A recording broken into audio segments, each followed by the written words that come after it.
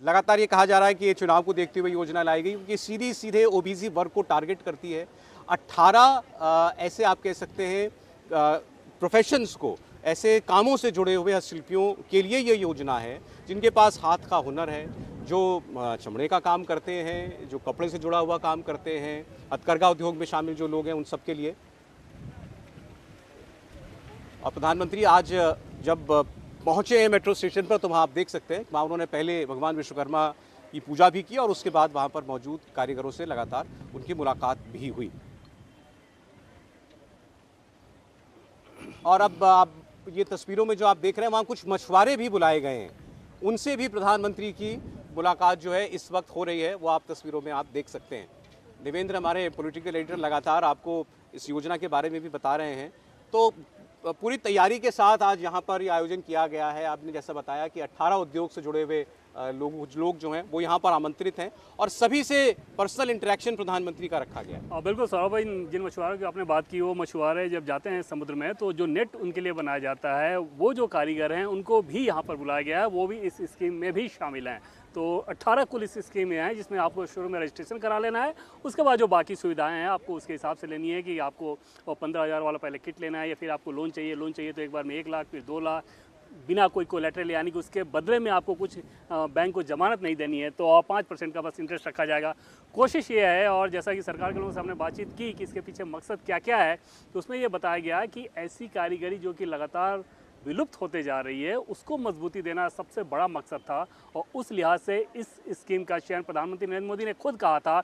और जैसा कि पहले हम लोगों ने बातचीत की कि पीएम मोदी को जब जब मौका मिलते रहा है, वो इस प्रकार के कारीगरी को लगातार एक प्लेटफॉर्म देते रहे हैं। दुनिया के सभी राष्ट्राध्यक्षों को इसी प्रकार के वो गिफ्ट देते हैं, चाहे जो बाइडेन की आप बात कर लें तो, और आप शोल्ज की बात कर लें, या किसी भी राष्ट्राध्यक्ष को जब उन्होंने गिफ्ट दिया अपने दौरे के समय, तो इसी प्रकार का गिफ्ट दिया। G20 में भी हमने यही देखा कि कश्मीर के कालीन से लेकर कन्याकुमारी की सिप वाली जो मोतियों की माला होती है, इन सारी चीज़ों को दिया गया है। ताला बनाने वाले कारीगरों से मिल रहे हैं। ये सारे छोटे छोटे काम है सौरभ। इन सारे कामों को अगर आप देखें तो इसमें सारे छोटे छोटे काम हैं, और इस स्कीम का फ़ायदा पसमानदा मुसलमानों को भी मिलेगा, और उससे आप समझ सकते हैं कि उसका राजनीतिक संदेश भी क्या है। तो हर लिहाज से देखें तो जिन लोग जो इसके बेनिफिशियरी हैं उन तक तो इसका लाभ पहुंचे ही। ये तो हर जो भी सरकारी योजना होती है उसका पहला लक्ष्य होता ही है। लेकिन दूसरा, सीधे सीधे ये क्या कहना गलत नहीं है कि इससे बहुत कुछ राजनीतिक हासिल करने के लिए भी की कोशिश भी है सरकार की तरफ से या बीजेपी की तरफ से, क्योंकि ये माना जा रहा है कि इससे सीधे सीधे आप एक ओबीसी के बड़े वर्ग तक सीधे जुड़ पाएंगे। अब जातिगत जनगणना का सौरभ कार्ड भी कह सकते हैं, जिस प्रकार से अपोजिशन जातिगत जनगणना की बार-बार थोड़ी सी आंच महसूस कर रही है। निश्चित तौर पर सरकार वो नहीं चाहेगी कि उतने सारे सेक्शन में इस रूप में बंटवारा हो कि फिर वहाँ पर जातीय गोलीबंदी करना ज़्यादा आसान हो जाता है, खासतौर पर क्षेत्रीय दलों के लिए। और कोई भी राष्ट्रीय पार्टी ये नहीं चाहेगी, और मुझे लगता है कि यूपीए की जब सरकार थी तो कांग्रेस पार्टी की भी यही सोच रही होगी, ऐसा अंदाज़ा लगाया जा सकता है। अन्यथा अगर आपने रिपोर्ट तैयार कर ली तो आप उसको जारी कर सकते थे। तो किसी भी राष्ट्रीय पार्टी की ये सोच नहीं हो सकती कि आप इतने जातियों के आधार पर अगर खांचे में बांट दे राजनीति को, तो वो क्षेत्रीय दलों के लिए वैसी पॉलिटिक्स करना ज़्यादा आसान हो सकता है। उस कम्युनिटी के लिए वो बहुत एग्रेसिव लाइन ले सकते हैं, जबकि राष्ट्रीय दल के तौर पर आप उस लेवल पे नहीं जा सकते। ये एक सोच रही होगी ज़रूर। और आप देखिए, अब तो हर दल और विपक्ष का हर बड़ा नेता जो है खुलकर इसकी मांग कर रहा है। राहुल गांधी लगातार जातीय जनगणना की मांग कर रहे थे। CWC के सत्र में इस पर लगातार बात हो रही है, और ये साफ जाहिर बात है कि पॉलिटिकली इससे बीजेपी हो सकता है कि थोड़ा बहुत जो है असुविधा महसूस कर रही है। और ये कोशिश, उम्मीद होगी उसको कि इस योजना के तहत कम से कम जो भी कुछ माहौल बनाने की बात है विपक्ष के द्वारा जाति के जनगणना के जरिए, उसकी एक काट हो सके। दीपक झा कांग्रेस पार्टी से हमारे साथ जुड़े हैं, नए मेहमान हमारे। दीपक जी, स्वागत है आपका। शहजाद पूनावाला लगातार हमारे साथ जो है वो बने हुए हैं। जातिगत जनगणना थोड़ा परेशान कर रही है आपको ये मुद्दा, शहजाद जी? देखिए, 2011 में जब इसको किया गया, 2014 तक समय था यूपीए के पास, उसने जारी नहीं किया। उल्टा उन्होंने अधिकृत तौर पर कोर्ट के सामने ये कहा कि पंडित नेहरू से लेकर सरदार पटेल की ये सोच थी कि इस प्रकार से जनगणना नहीं होनी चाहिए, लिहाजा हम भी इसी स्टैंड को लेते हैं। और अजय माकन जो मंत्री थे, उन्होंने ऑफिशियल स्टैंड लिया। और उसके बाद छोड़िए ना, बाकी सब तो देखिए, इन्होंने कभी ओबीसी कमीशन को संवैधानिक स्टेटस नहीं लेकिन बिहार की सरकार में आप थे तब आप भी नहीं मना कर पाए थे, तब तो आप साथ थे सरकार के फैसले के। देखिए, मुझे लगता है है कि जो भी चीज़ें अगर एक राज्य सरकार कर रही थी, हमने उस समय पर एक समर्थन हमारा दिया है, उस समय वो सर्वे किया गया है। अब उस विषय को लेकर सुप्रीम कोर्ट में प्रोसीडिंग चल रहा है, उस पर हमने हमारा clear cut categorical stand supreme court के सामने भी रखा है कि ये किसका विषय और किस प्रकार से किया जाना चाहिए। परंतु सवाल ये है कि ओबीसी समाज से इतना लगाव है तो कम से कम ओबीसी समाज को गाली देना तो बंद कीजिए। कम से कम ये तो बताइए कि ओबीसी समाज से जो आपके अध्यक्ष थे उनको क्यों धक्के मारकर निकाल दिया, और कम से कम ये तो बताइए कि इनके नेता थे सलमान खुर्शीद, यूपी में जाकर ये घोषणा करते हैं कि मुसलमानों को रिजर्वेशन मिलेगा ओबीसी कैटेगरी में, तो इसका मतलब कि ओबीसी कैटेगरी का रिजर्वेशन कम करके धार्मिक आधार पर, जो कि अंबेडकर जी की कल्पना कतई नहीं थी, उस प्रकार से उनके अधिकार को अगर कम करने का काम या प्रयास किसी ने किया तो कांग्रेस पार्टी ने किया। तो मुझे लगता है कि आज की तारीख में ओबीसी समाज के विषय पर तो कांग्रेस को बोलने का कोई अधिकार नहीं है। उन्होंने तो ओबीसी समाज को केवल अपमानित किया है और केवल ओबीसी समाज को बार बार प्रताड़ित करने का काम। अब तो इनकी पार्टी मांग कर रही है एससी एसटी ओबीसी के आरक्षण की सीमा बढ़ाई जाए। नहीं, बिल्कुल अच्छी बात है। इनको सारी सीमाएं जो है सरकार से निकलने के बाद यदि ये सारी चीज़ें सूझती है तो उनको बोल देना चाहिए कि सरकार में रहते हुए उन्होंने ये सारी चीज़ें क्यों नहीं की। इसका मतलब ये है कि इनका कहीं ना कहीं उनकी मानसिकता करने की नहीं है, केवल और केवल समाज में और विभाजन लाने की है। और जहाँ तक एससी एसटी समाज की बात है तो इनसे पूछे ना कि अंबेडकर जी को जीते जी चुनाव 2 बार हराने का काम इन्होंने किया, एससी एसटी समाज के खिलाफ लगातार काम करने का काम इन्होंने किया। आज तक इन्होंने आज जो भी स्कीमें शुरू हुई हैं, पीएम मुद्रा योजना हो, चाहे प्रधानमंत्री की नल से जल की योजना हो, चाहे वो शौचालय योजना हो, इस सब के ज़्यादा से ज़्यादा लाभार्थी जो रहे हैं वो एससी एसटी ओबीसी समाज से रहे। सबसे ज़्यादा मंत्री अगर एससी एसटी ओबीसी समाज से बने तो आज प्रधानमंत्री मोदी के कार्यकाल में बने हैं। तो इन्होंने क्यों नहीं कभी ना नेतृत्व दिया, ना रिप्रेजेंटेशन दिया, ना उनको लाभ दिया। इस योजना के साथ हैं आप। ये तो भाई ओबीसी वर्ग के लिए लाई गई योजना कह लीजिए या विषय वर्ग के लिए लाई गई योजना कह लीजिए, फायदा जिनको पहुंचना है उन तक पहुंचे। ये क्या है ना, बहुत कंफ्यूज जनता पार्टी है भाजपा, जो है बहुत कंफ्यूज जनता पार्टी है और देश को भी कंफ्यूजन के मोड में ले जाना चाहती है।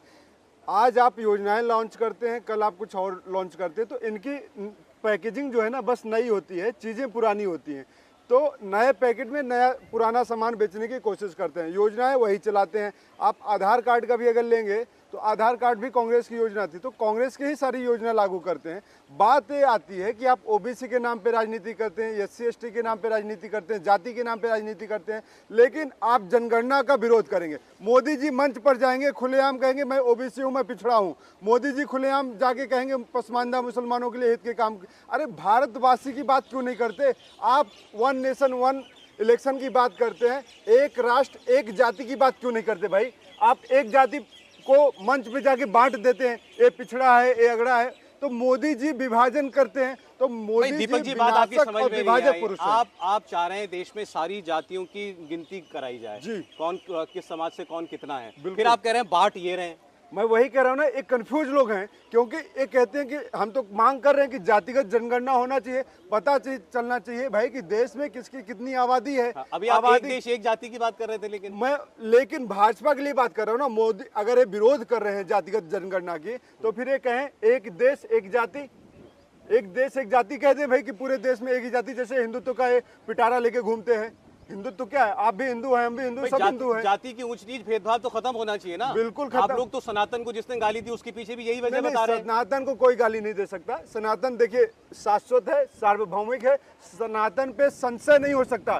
सनातन सबके लिए है, सनातन में विघटन नहीं है, विच्छेद नहीं है, सनातन में संबंध है, प्रेम है, तो भाईचारा बताना था वहां बता दिया। बता रहा हूँ ना, आज आपके माध्यम से देश को बता रहा हूँ, मैं आपके माध्यम से देश को बता रहा हूँ। और सनातन पे देखिए आपकी भी जिम्मेदारी बनती है मेरी। आपने क्या किया है सनातन के लिए? सनातन आप भी हैं, मानते हैं सनातन धर्म को, तो क्या किया है सनातन धर्म के लिए? आपको क्या किया? पूछ रहा हूँ आपसे, क्या करूँ बताइए? कुछ माला वाला फिरूं यहाँ खड़ा होकर के? माला वही तो मैं कह रहा हूँ ना, देश को कंफ्यूजन में डाल रहे हैं। करना क्या है सबको?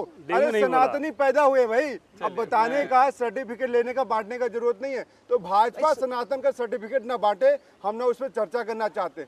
अयम निजा परोवेति गणना लघु चेत साम। ये पराया है, ये मेरा है, तुम्हारा है, छोटा है, बड़ा है, ये हमारे सनातन में नहीं है। इसीलिए मैं जाति व्यवस्था के खिलाफ बात यहाँ पे हो रही है। तो जाति एक होना चाहिए, एक राष्ट्र की बात होनी चाहिए, लेकिन कौन गरीब है, कौन अमीर है, उसके हिसाब से एक जनगणना हो रही है। और कौन पीछे, उसको समाज के किस मेन धारा पे आना है, उसका मेन मकसद ये है। जाति बताने का और कोई दूसरा मकसद नहीं है। ठीक है। सिर्फ ये मकसद है कि जाति अगर की कोई- राजनीति नहीं करना देखिए, चाहते आप। ठीक। हाँ, मैं इस पे जवाब जाति देना के नाम चाहता पे हूं। मैं अब मुझे वोट इस पे नहीं जवाब मांगना देने चाहता, दीजिए। ना कांग्रेस पार्टी वोट अब मांगेगी। मुझे इस पे जवाब लेकिन देने जाति दीजिए। के नाम पे हाँ, विकास मुझे इस पे होना जवाब चाहिए। देने ठीक, दीजिए। अब देखिए, इन्होंने अभी कहा कि एक देश एक जाति होनी चाहिए। मान्यवर, आप तो वो लोग हैं, अभी एनसीबीसी की रिपोर्ट आई कि पश्चिम बंगाल, राजस्थान और बिहार में जो ओबीसी समाज का अधिकार था उसको छीनकर रोहिंग्याओं तक को दे दिया गया।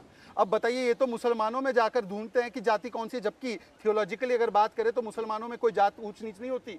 ये तो कहते हैं कि हम सभी, पूरी दुनिया, पूरी उम्मा एक है। तो मुझे लगता है कि कम से कम आप लोगों को अपना एक सेकंड देखिए। दीपक जी, मैंने आपके बीच में नहीं बोला। दीपक जी, मैंने आपके बीच में नहीं बोला। एक-एक करके दीपक जी, मैंने आपके बीच में नहीं बोला। अच्छा, दीपक जी, मैंने आपके बीच में आप कतई जवाब नहीं दे बोला। दीजिएगा आप ना, अपने मैं समय पर जवाब दीजिए। मैं आपसे केवल एक चीज पूछना चाहता हूँ। एनसीबीसी की जो रिपोर्ट आई है कि पश्चिम बंगाल में जो 119 जातियां वहां पे आइडेंटिफाई की गई है, ज्यादातर मुस्लिम ओबीसी जातियां हो गई है। क्या आप इसके साथ खड़े हैं, इसके खिलाफ खड़े? बताइए।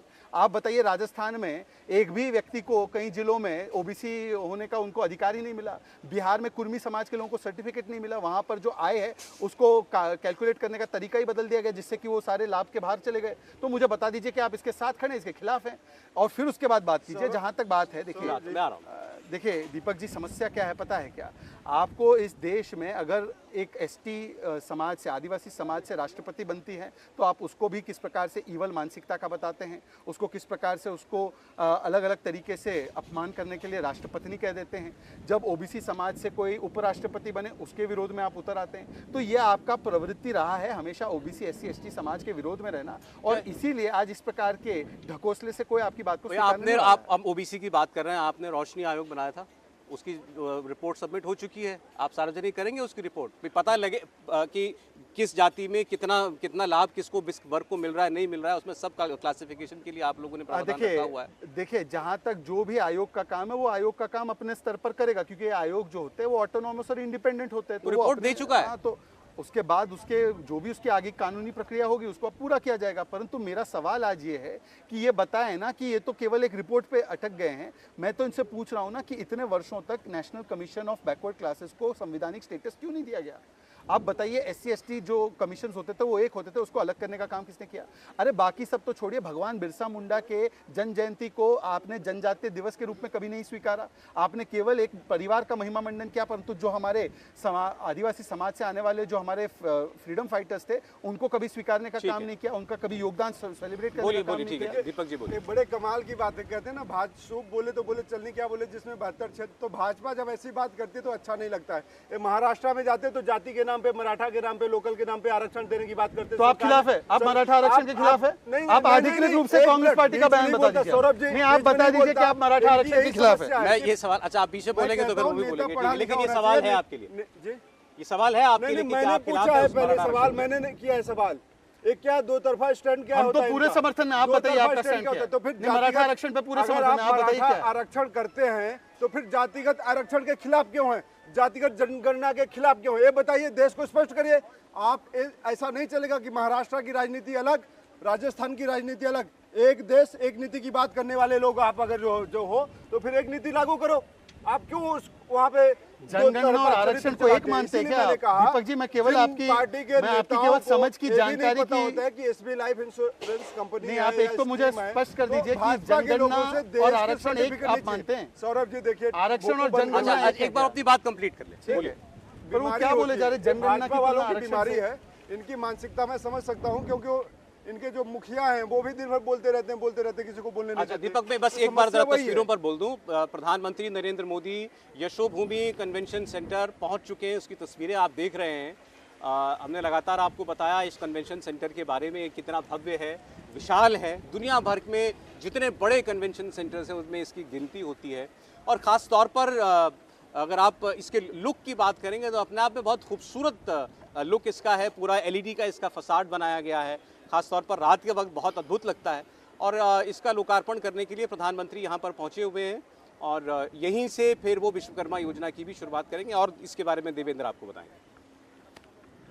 हाँ सौरभ, तो जैसा कि पहले हम लोग बातचीत कर रहे थे कि इस कन्वेंशन सेंटर को जिस मकसद से बनाया गया था वो मकसद वही था कि दुनिया के लेवल पे आप एक बड़ा प्लेटफॉर्म दे रहे थे और इस प्लेटफॉर्म पर एक बड़ा स्कीम दिया जाएगा जो विश्वकर्मा योजना जिसकी हम लोग बात कर रहे हैं। और इसमें सौरभ देखें तो सबकी नज़रें इस बात पर टिकी हैं कि अगर आज तो ये स्कीम की बात है, आगे पॉलिटिक्स की बात करें तो संसद का जब विशेष सत्र चलेगा और वहाँ पर इस प्रकार का कोई मसला आए या फिर आगे की राजनीति में मसला आए तो फिर सत्ता पक्ष इस तैयारी में है कि जस्टिस रोहिणी आयोग की जो रिपोर्ट थी उस रिपोर्ट को बहुत ज़्यादा चर्चा में लेकर आया जाए और उसको एक कार्ड के तौर पर इस्तेमाल किया जाए, ख़ास तौर पर इस लिहाज से क्योंकि क्षेत्रीय दलों में जो पार्टियां हैं, जैसे अखिलेश यादव की पार्टी की बात कर लें, समाजवादी पार्टी, या बिहार के आरजेडी की लालू प्रसाद यादव की पार्टी की बात कर लें, ये लोग जाति विशेष की पार्टी हैं और वहाँ पर जैसे ही उस कैटेगरी के अंदर सब कैटेगरी की बात होगी कि इस आरक्षण का फ़ायदा किस जाति विशेष को मिला, उस कैटेगरी के तहत आने वाली पिछड़ी जातियां कैसे इससे महरूम रह गई, इसका क्या क्राइटेरिया और होना चाहिए जिससे न्यायोचित तरीके से इसका बंटवारा हो सके,